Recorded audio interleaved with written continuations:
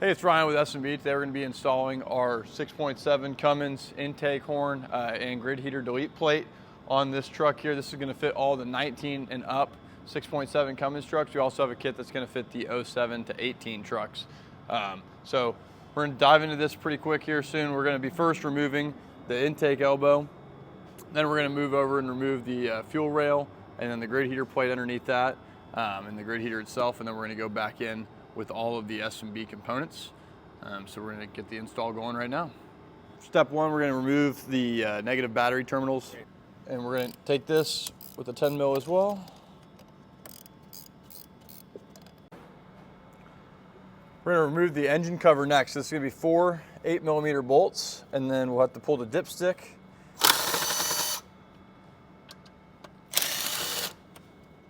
We'll leave them all in the holes.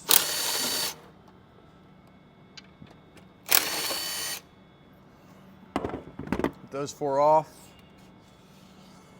Get our dipstick out of the way. We're going to put that right back in once we're done here.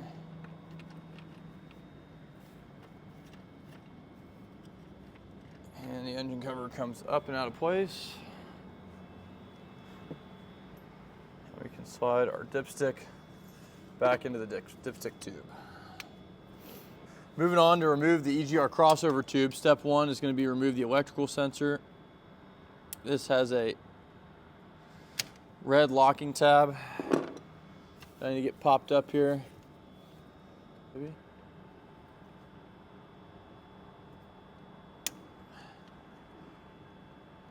There it is. With that out of the way, we can depress the tab in the back of the sensor.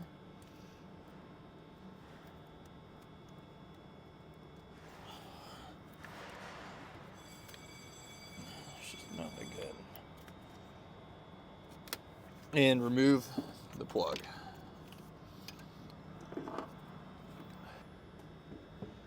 Then we're going to take a push rivet removal tool, and this is notorious for breaking, and remove the 2 of these. I'll try to wiggle this one out.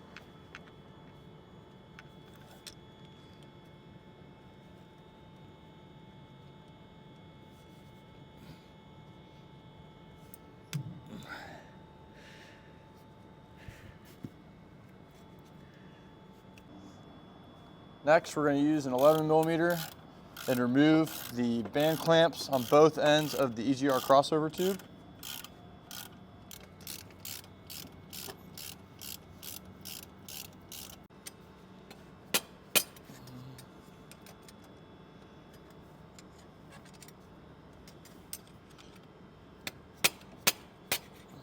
These things are... There we go, and we're free. So you'll pop the T out of the T-clamp side of this thing, and you can whack these with the screwdriver to let them spin and free up. This truck's pretty new, so this one's not seized at all, but they're notorious for seizing up pretty well. Then there's a little gasket in here, which we won't remove yet. Now we're gonna do the same thing on the passenger side of the truck here. Using an 8mm, we're going to remove the support bracket from the front of the crossover tube.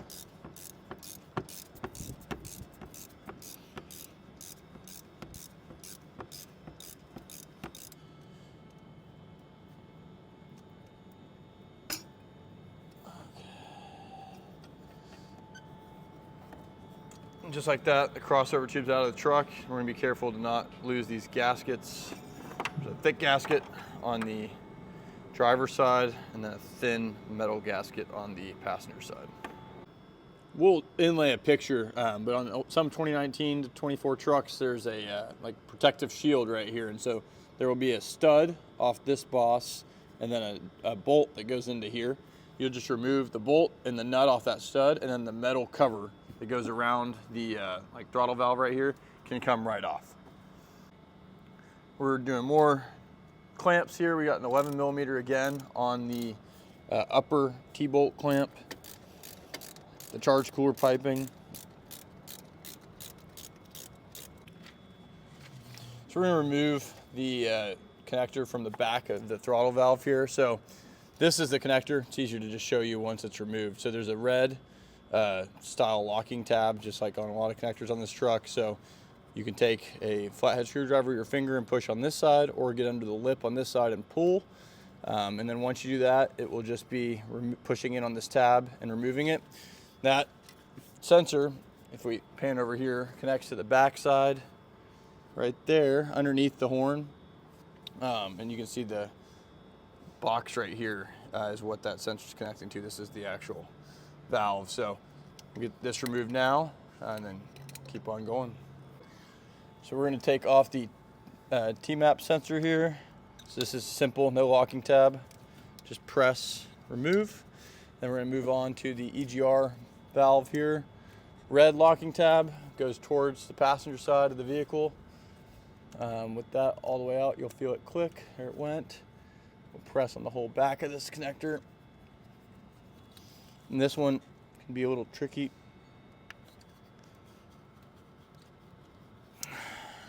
It's off.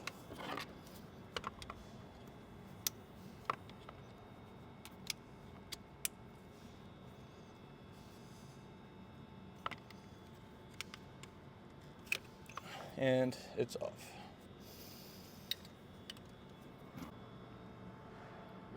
We're going to remove the harness from this bracket.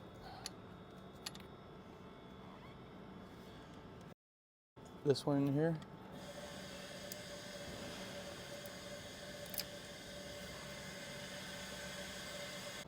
Using a 10 millimeter, we're going to remove the dipstick bracket.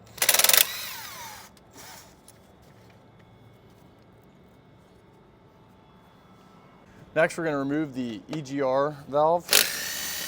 You can do this also on the bench, but it's easier when the intake elbow is still being held in place in the truck. It's going to be 4 10 millimeters.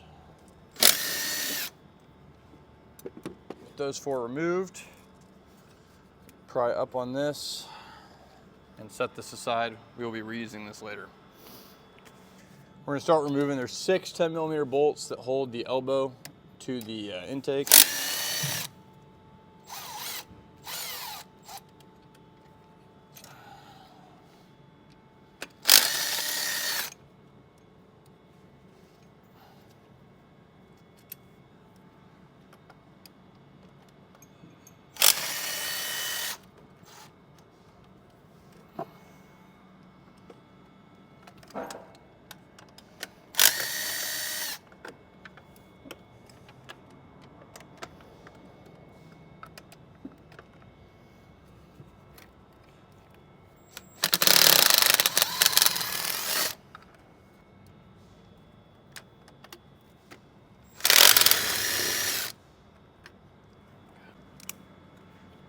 I used a claw grabber to help me get those 2 back bolts out and pulled up and out of the way. That'll allow to free the intake horn. And this main harness here has one more Christmas tree rivet on the back. I've got that out now, and we should be able to remove the entire elbow from the truck. And then we'll twist this around the boot end. Just like that, the elbow's out. Now we can go ahead and remove this gasket. We're not going to be reusing this. We can throw it away, and then we're just going to throw a towel over the boost tube.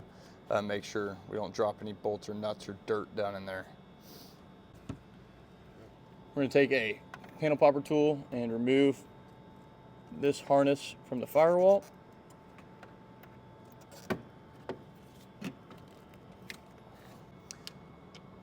Next, we pop this Christmas tree off the stud there. And we're just trying to create clearance so that we can get this foam silencer out from under this harness here. Now we're going to take off the rest of these to completely free this harness. Next up, remove the locking tab here, push in, press out, and then this is going to be another one of the red locking tabs, so pull backwards on this.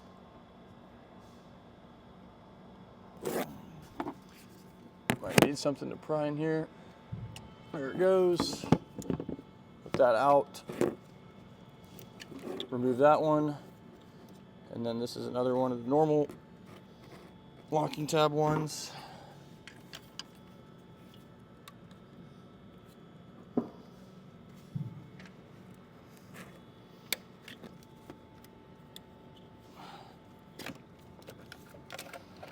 And then we can pull the whole harness over and out of the way.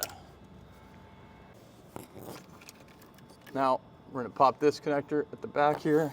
Same red locking tab style, so we're just going to press the tab across.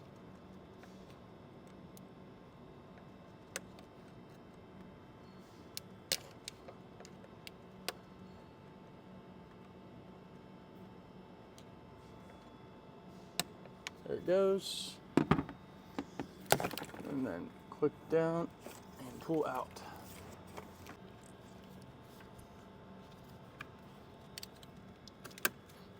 That's fast. So now we're going to remove the two clips that hold the harness to the dipstick.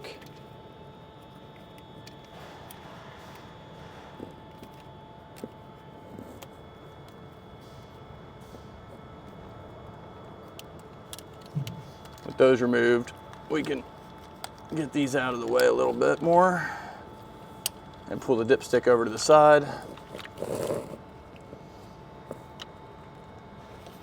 And remove the CCV drains. I'm just going to take a little flat head and help me get it started here. And then once it's started, it literally just pulls off by hand, like so. A little bit more prying. There it goes. There's one, and then there's one more in the rear of the truck, which we'll get to here.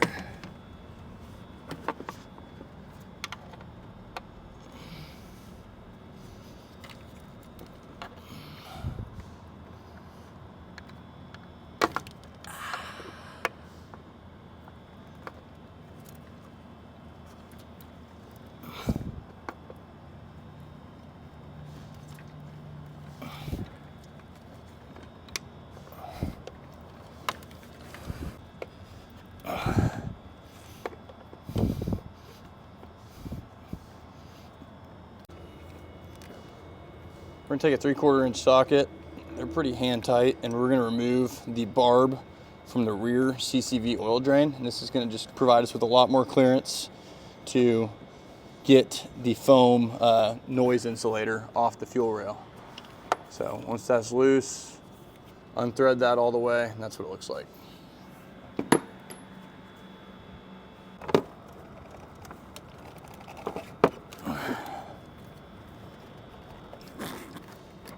Next, we're going to pull out on the foam insulator here and just watch these wires as we come out of the rear, and it is free.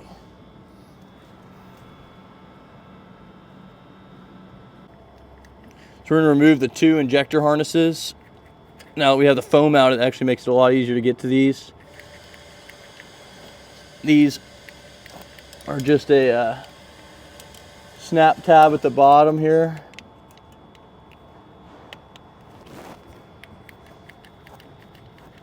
Press that down, wiggle it out. These O-rings are pretty tight. There's one more in the back here. It's the exact same connector, so I'll work on that one next. Also, next we're going to remove, let's see if I can see it there, that sensor right there, another red locking tab, and then press and remove. There it goes.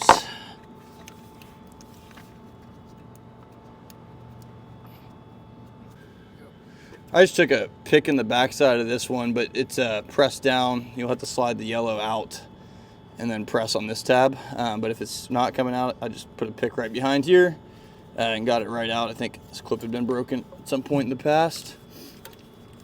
Next up, we can keep removing these clips off the grid heater.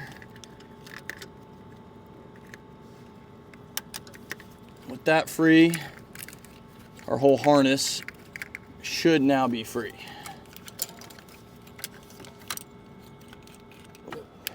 So I just removed this circle retainer clip 2 from the main harness, and what that's going to let us do is feed this entire harness underneath the dipstick. We have all these sensors over here, and lay this thing up and out of the way so we can get to work on the fuel rails.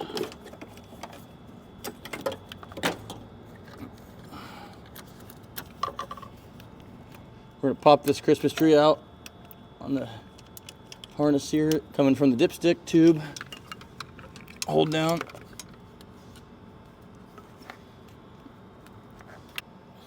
We're going to start removing the injector lines now. It's really important that the adapters here don't spin. So I'm going to mark all these with a Sharpie. And we'll do that before we remove anything. So I marked the first two. We'll do the first 2 lines here. We're going to use a 15/16 or a 24mm wrench on the big nut, and then a 3/4 or a 19 on the small nut. Break this loose.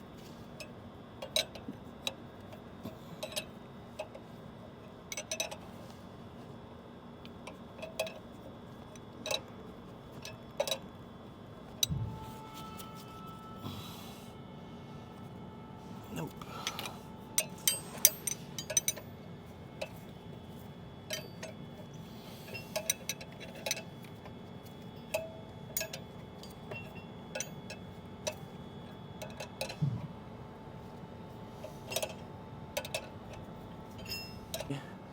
We're going to use that same 19 on the other side.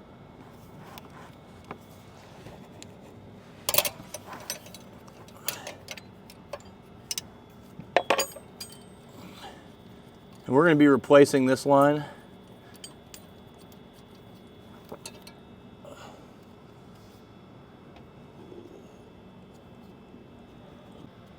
So when we're working on all these high pressure fuel lines here, it's really important, remember, just be as clean as possible. So all this stuff is post fuel filter right in front of the injectors.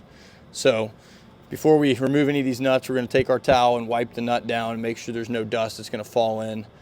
This is a pretty new truck, so it's pretty clean in here, but obviously the older the truck or the more dirty the environment, the more prep and care that needs to be given. Don't want any dirt going in any of these fuel lines or into the rail or into the injector via the adapter here.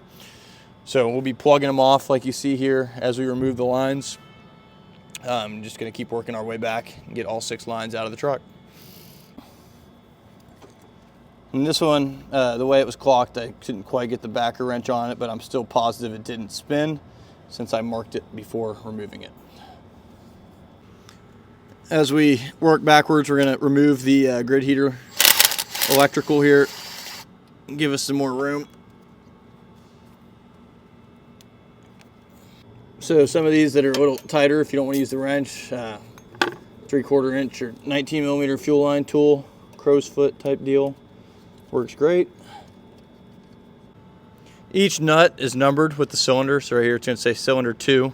That's the cylinder end, and then or like the head, the injector end, and the cylinders too. So you don't need to actually label them. We'll be able to read those when we go back in. Next, we're going to mark cylinder 3.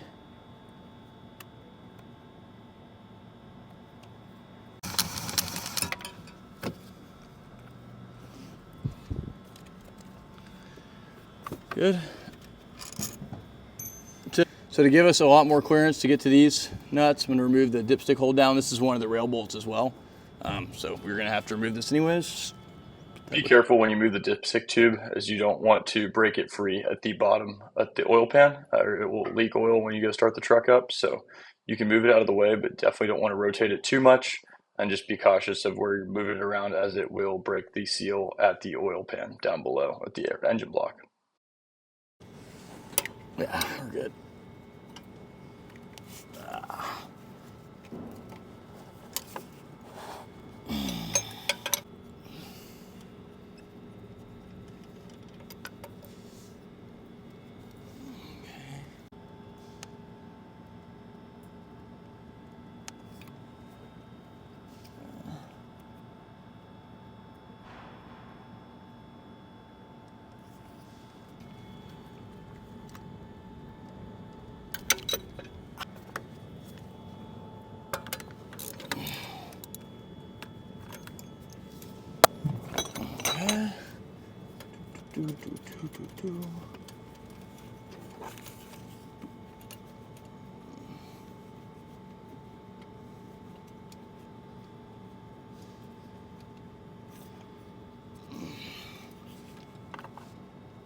Oops.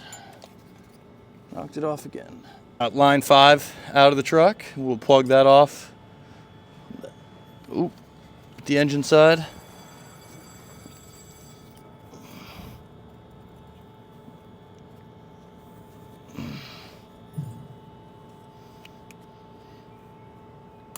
Okay.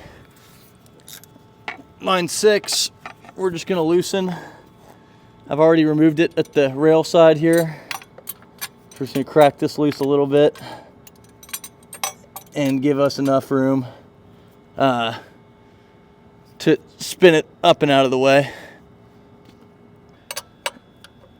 We're gonna loosen the feed line.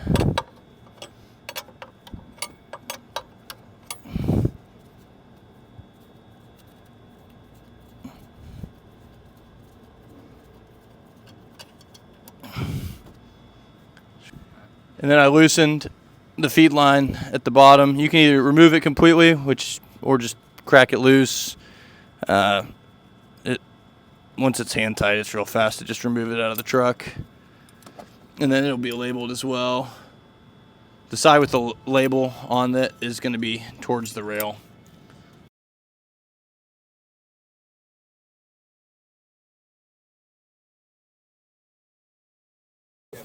So using a 17 millimeter, I'm going to break the banjo bolt loose.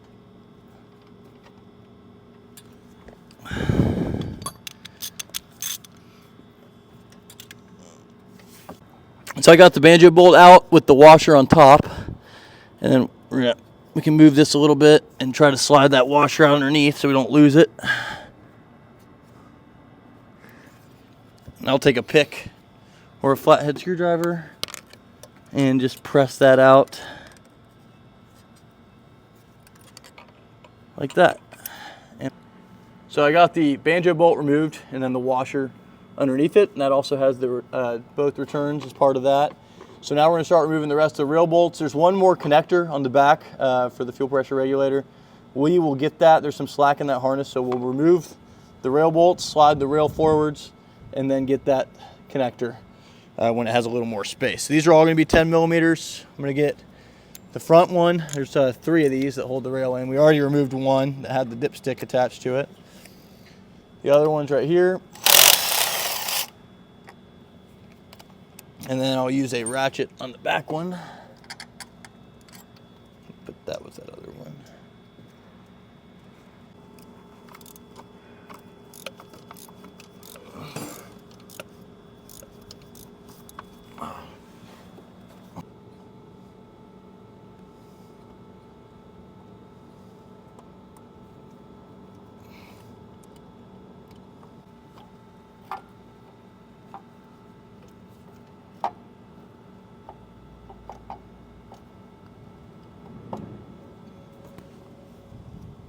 So I slid the rail slightly forwards, tilted it up, and you can see here we can access the sensor a little easier now. So I'm going to stick my hand back in there and get the sensor off. So we got the rail out here. This is that fuel pressure regulator at the back of the rail. Let me grab that plug real quick and I'll show you what it looks like. The connector itself is right here. So this is the connector from the fuel rail pressure regulator right here. So this is behind. I wiggled the rail a little bit, got my fingers to this, and then was able to remove it so we could remove the rail from the truck. So now we're going to remove the remaining 4 10 millimeter bolts that hold the plate.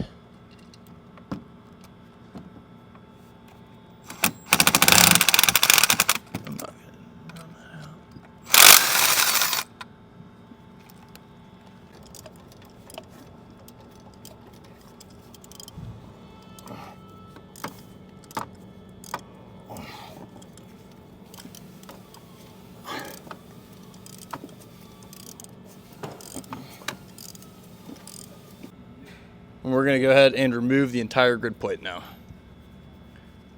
So there's the two nuts that can fall off.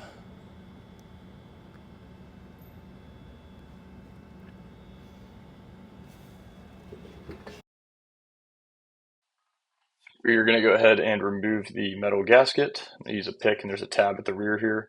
We'll pry up on the gasket, and then we can get it removed. We're not going to be reusing this, so we can throw this in the trash once we get it out of here. So pry up all the way around at the hole locations, and then throw the metal gasket away. I'm going to take a towel and wipe down the gasket surface. We're going to do this before we vacuum so that anything falls off the surface into the intake there. And then we can pick it all up with the vacuum itself. So I just want to make sure there's no oil or any adhesive on the surface so that we get a good seal and no boost leaks when we come back in. And here we're going to pass the vacuum through, make sure we get all that dirt and dust out of the intake before we start reinstalling new parts. After we pass the vacuum through the whole intake manifold, we're going to go ahead and use some masking tape and tape this off so that while we're working on the bench on preparing the new S&B intake elbow, nothing can fall in. Also, if you're going to, this is a good stopping point if you want to take a break. So recommend just taping this off before so no dirt or debris can fall down in when you're away from the truck. So next up, we got the grid heater plate out of the truck. I've got it sitting on some towels so it doesn't stain. The carbon buildup on this will stain anything it touches. We're gonna use a 1-inch wrench or a 25 millimeter and break loose the IAT sensor. So this is gonna be installed in one of two positions on your truck, either at this 45 degree or over here in this bung. And if you look at the S&B delete plate, or the grid heater delete plate, you'll see we have both provisions. So we are at the 45 here, we're gonna move it over to the same hole in the S&B plate and get that tightened up. And we can tighten this some more in the truck too, but I'll snug it up here.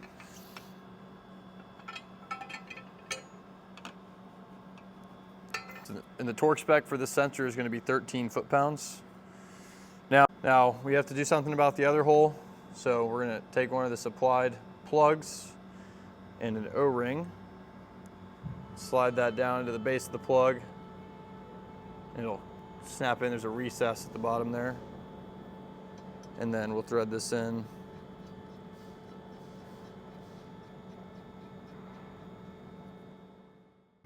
I use a 12 millimeter and tighten down the plug, torque that to 89 inch-pounds, and then move over to the temp sensor and do the same 89 inch-pounds there as well. Then this plate is ready to install in the truck. So remove the OEM gasket here, and we're going to want the part number on this tab is going to be facing upwards, and this faces the rear of the vehicle. So it's going to install like this into the vehicle.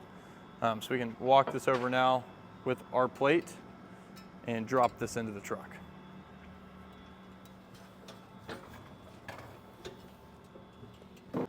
We took a little break earlier, so we taped this up. We've already vacuumed down in the intake, so we can discard our tape. I've got my bolt holes lined up here on my gasket.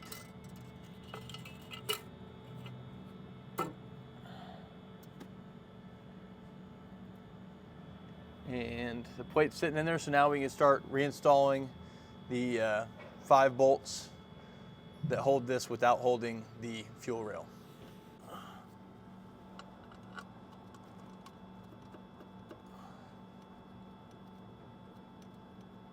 So we're going to start torquing these to 18 foot-pounds. We're going to work from the middle to the outside. So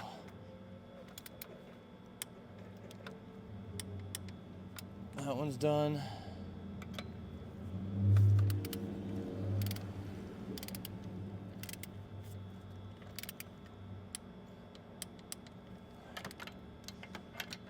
My extension's a little too long. So we use 4 of the shorter bolts in the rear, and then down the left side, passenger side, and then one back on the driver, and then 1 longer bolt here. The other 3 locations where the spacers are machined in are where the fuel rail is actually going to sit. We'll see that once we bring the fuel rail back here in momentarily. Got that sensor clicked on in the back, the locking tab slid up. Now, next thing we're going to do is reinstall the rail bolts. We're going to have 3 of the long 10mm bolts here. Make sure you reinstall the dipstick tube before you tighten the middle bolt.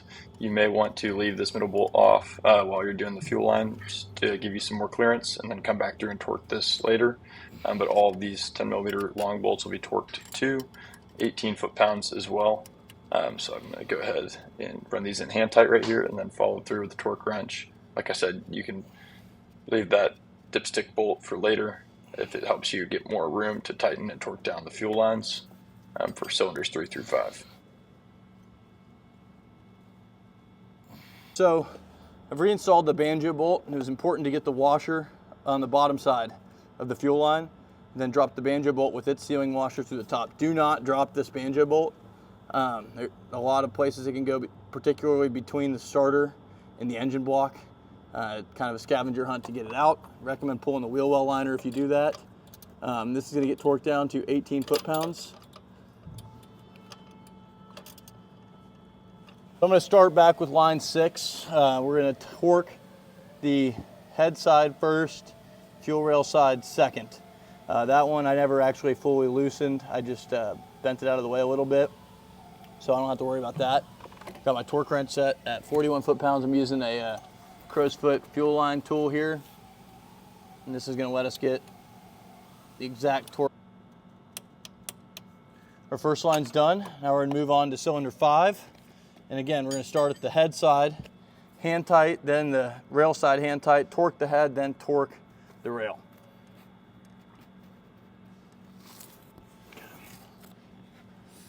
So we're following the labels. Cylinder 5. I removed the cap. That means we're good to thread this one in. The cylinder side.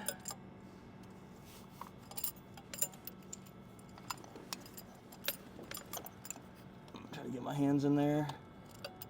Get started. There we go.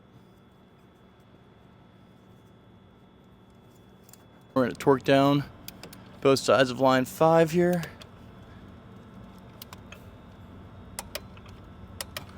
And it's important to note when we're doing the fuel cylinder head sides, we're watching those markings again, holding the backer wrench on the other side wherever possible, and making sure none of these adapters spin. So we don't want these to be over torqued. It's a little harder to get torque wrenches in on these, but we're just being careful and watching them all.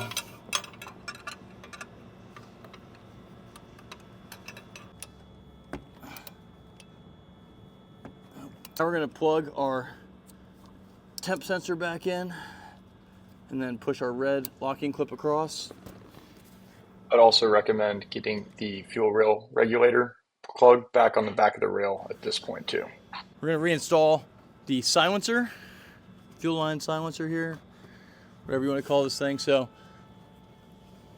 really the main points of note, this is going to go over the return line in the rear here, and he kind of just gets wedged back into place initially. This goes over our front, and then this drops over our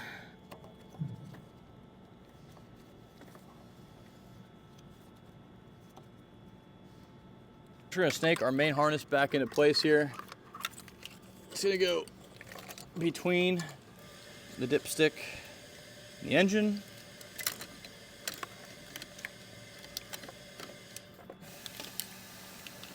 We can start feeding it up and over here.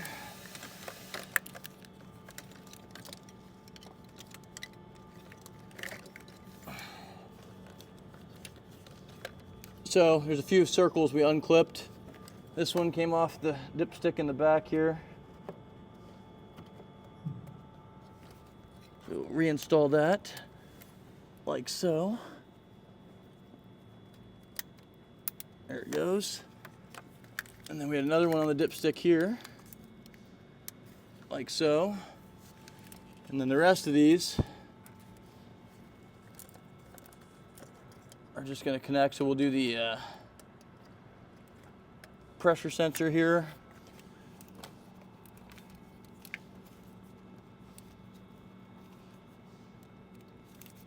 And we'll go top here.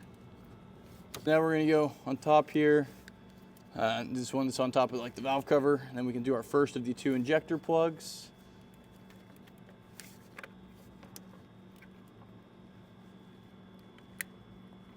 Until we hear that click.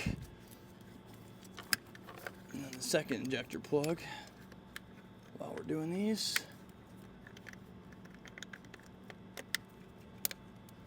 And that clicks in. And we'll do our Christmas trees or push on all the way around here. So we're going to route the sensor between the valve cover and this sensor here, or the connector, the harness. Then we can plug this back in, red locking tab, plug in this valve, red locking tab from the back, and then plug this one in, and white locking tab. Pictures. I'm going to go ahead and reinstall the rear CCV drain barb. Reinstall the CCV drains. This gets routed between the grid heater plate and the feed line. Just pushes onto the barb like so. And then for the rear, we already reinstalled the port. And now we're going to go over the dipstick, under the dipstick. We're going to go under the dipstick and onto that barb.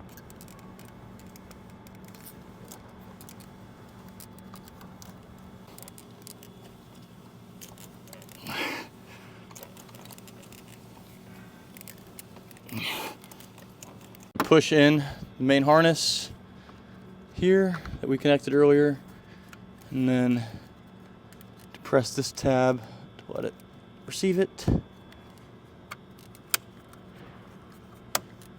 Plug that back in like so. So this will actually install without being trimmed, but if you want to make a little U-shaped cut to the top of this foam here, the inside of this is hollow, so it'll let it sit down a little bit. This is just a consequence of our higher clearance cylinder 1 fuel line here. We replaced this line so we can have a better flowing intake elbow. So I'll show you here. We can make a little cut, and this will sit down flat. So I made my cut the width of the fuel line up to the top here, and then you can see it sits all the way down flush. We're going to go ahead and move over our throttle valve. These are going to be 4 8mm.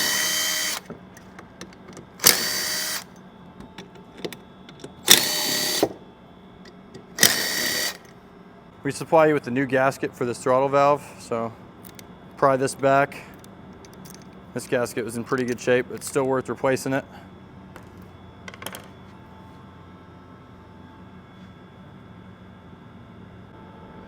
So the tech side on our gasket is going to go towards the elbow itself on the new S&B elbow.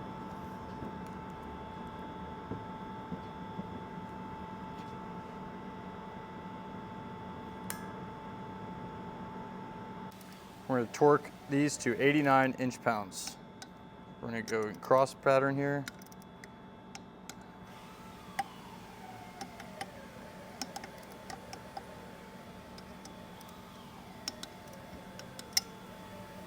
I'm going to use a T15 and remove the map sensor. Just going to wiggle and pull until the sensor comes free.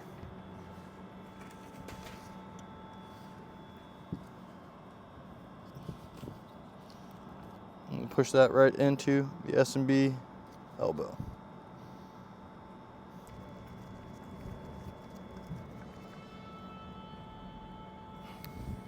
Now we're going to apply another plug with O-ring for this port here, which is used in different configurations. We won't be using it today. Tighten this down with a 12mm. So we got the gasket out. It's marked front, so that's the up face and towards the front of the vehicle, which corresponds to the side closest to the logo. 3 of these holes, all the holes on the throttle valve side, are set up to receive a bolt and then it'll catch the gasket. So I'll show you what I mean here. So the gasket clicks on, and then so it'll be one of the short bolts with no washer on the inside, and then the two long bolts with the washer on the outside. And then this will hold the gasket in place when we go into the vehicle. We're going to be putting Loctite on all of these. So I'll go ahead and break the top off our pipe bed of Loctite here.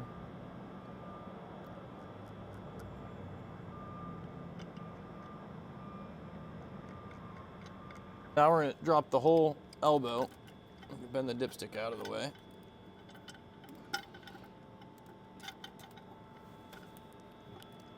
Into place here.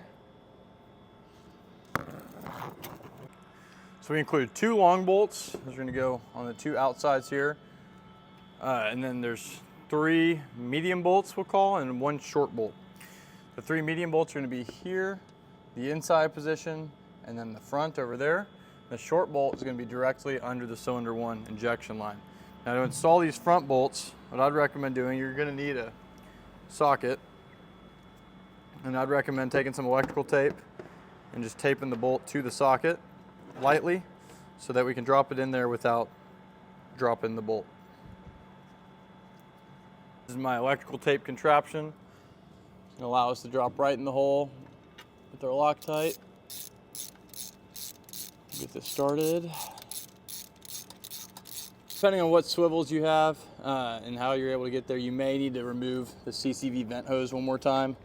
I just popped it off real quick here to give me some more access to drop my ratchet down, not have the thickness of that hose fighting me. So that'll let me get this going.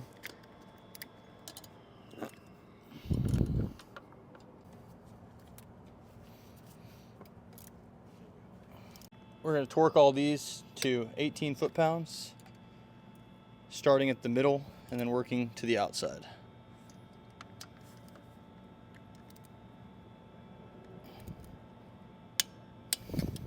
The CCV vent and drain reinstalled now too, since we took it off for more room.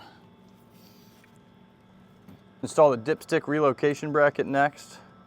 The supplied bolt. Get this started. Next, we're going to take the heater and our brass washer, drop that into the hole here. And we supply this with two flange nuts. So you're going to put the bottom flange nut all the way down with the flange facing upwards until it bottoms out.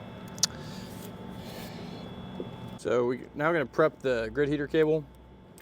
We're going to put this nice extension on here and then a bunch of heat shrink tubing over it. So take the supply bolt and make sure this faces up. And then with the 10mm wrench, we can run this in.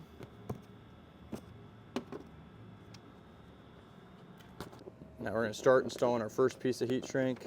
Make sure this comes up over the existing heat shrink and down to the insulation.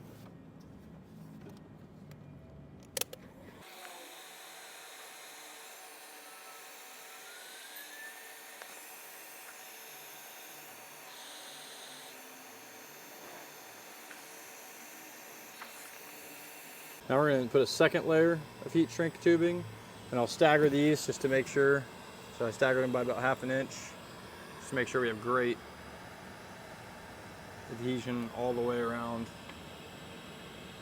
The final step, we're going to slide this chafe protector, wire loom, over the whole heat shrunken junction here. And this is just our third safety precaution.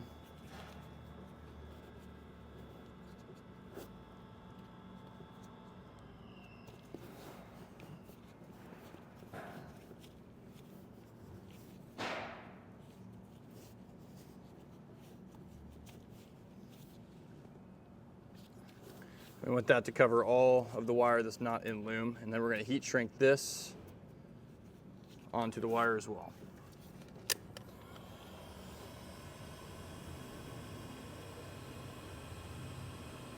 So we can now go ahead and attach We'll open this clip back up on the grid heater harness, and we're going to snap this onto the dipstick tube, and then we're going to route this back around and onto our flange nut that we provided right here.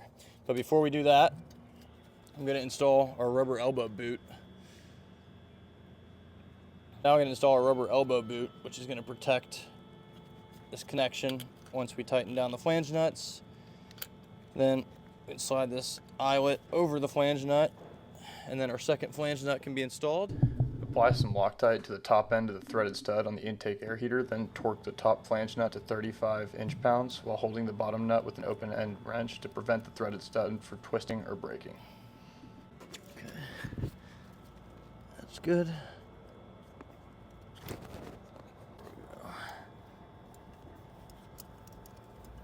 We can tighten this back down with an 11 millimeter.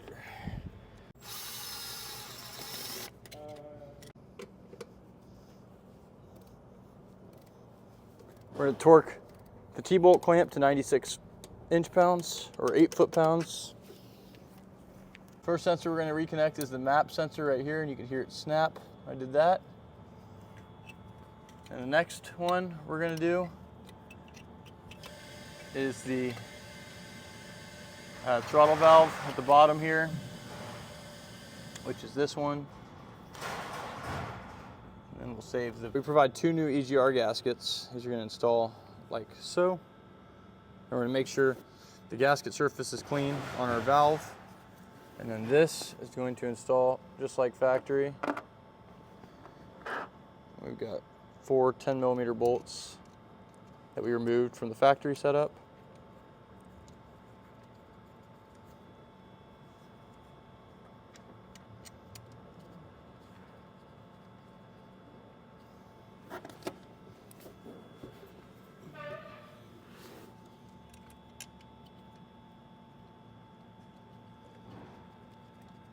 Now we're going to torque these to 18 foot-pounds. We're going to remove this front cover now. To do so, we're going to remove all the 8 millimeter bolts.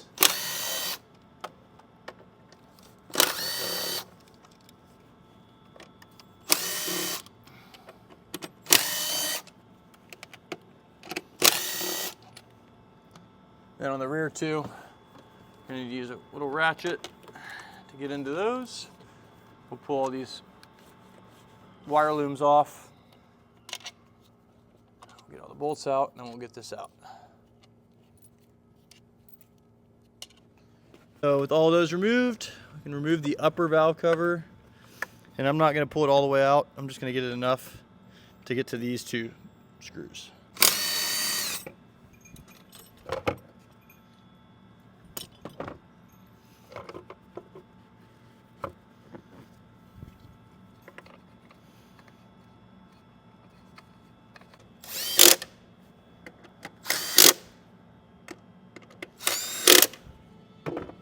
Our elbow is a little bigger, so we're going to have to fish the clamp off center, and then we can slide under and onto the flange, and then lock the T-bolt back in place. Pull this tighter. Process now at the exhaust side. Slide this down and around. Spin the clamp into place. Get the T-bolt back in. And then we can get this started. Now we're going to tighten this down to 89 inch-pounds. Both sides are going to be the same torque spec. Next, we're going to install the EGR sensor extension. Put it into the sensor end first. Click the locking tab in. And then that's going to give us the slack we need to install here. And then the final step is we can route this down and around since we have some room back here.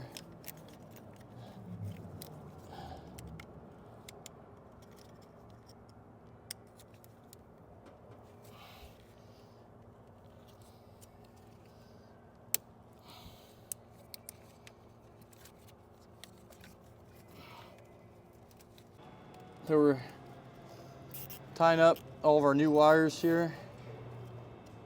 I'm gonna get one on the map sensor, or the EGR sensor extender here. And then I've ran our EGT probe around the front and then got that tied in with the main harness in the back. So now I'm gonna take a pair of flush cuts. We'll come through and zip all these off and we are done with the wiring.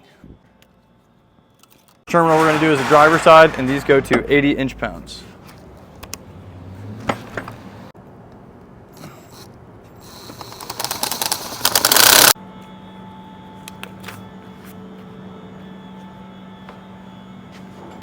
So we just wrapped up the install here.